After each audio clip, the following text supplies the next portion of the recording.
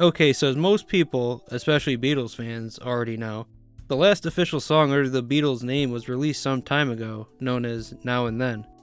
To give some backstory, Now and Then is actually an unfinished demo song that John recorded a few years before his death, along with Free as a Bird and Real Love, with the latter two being completed by Paul, George, and Ringo to commemorate the release of the Beatles anthology, with Now and Then being intended to be released to coincide with the third part. However, due to technical difficulties, the song remained unfinished, until very recently. The possibility for the song to be finished arising after the release of Peter Jackson's documentary, Get Back, with Get Back painting quite a different picture from the previously released Let It Be film, which was often used as an example to show the eventual split of the Beatles. Get Back ended up giving a lot of people, even Paul and Ringo themselves, a different picture of the time period in that it wasn't all bleak for the Fab Four.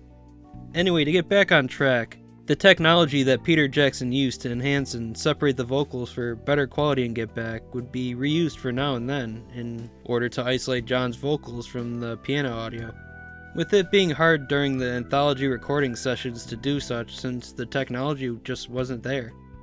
However, Paul and Ringo took advantage of this new technology that was used in Get Back to finish the song after all these years and finally finish what they set out to do. Aside from any grievances people might have with the song, I think it's pretty good and fitting final song to the Beatles, if there is one. Well, aside from the end on the Abbey Road melody. But anyway, the song was trending at number 2 and technically number 4 for some time on YouTube alone, ever since the music video and audio-only video released, with about 40 million plus views at this point shared between the two.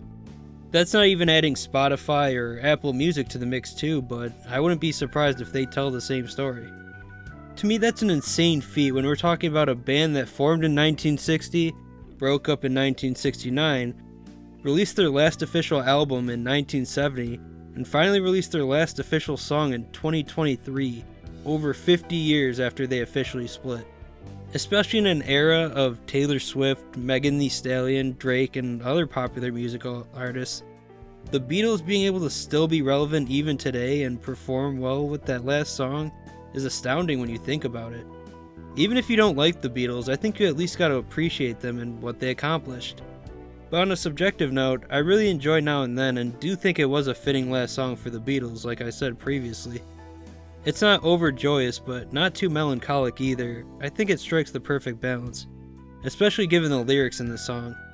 Some people may not like that a verse was taken out from the original recording demo, but I think that's fine since some of the other songs written by the Beatles were changed when it came to recording them, such as the one verse in While My Guitar Gently Weeps, which George Harrison implemented in the acoustic version of the song, or how for In My Life, John originally mentioned Penny Lane and Strawberry Fields. I'm sure there's many more examples, but who knows, maybe John would have wanted to cut or change the lyrics when it would come to the final version. I think Paul, Ringo, and Giles Martin did what they thought was best in trying to make it into a song they thought flowed better. What I also think is important is that the song feels like it shows the love that John and Paul both had for each other. Almost as if John wrote this song for Paul, and trusted the decision he'd make, with Paul completing the song as a response to John. To me, acknowledging that he got the message and was able to make one last song with John.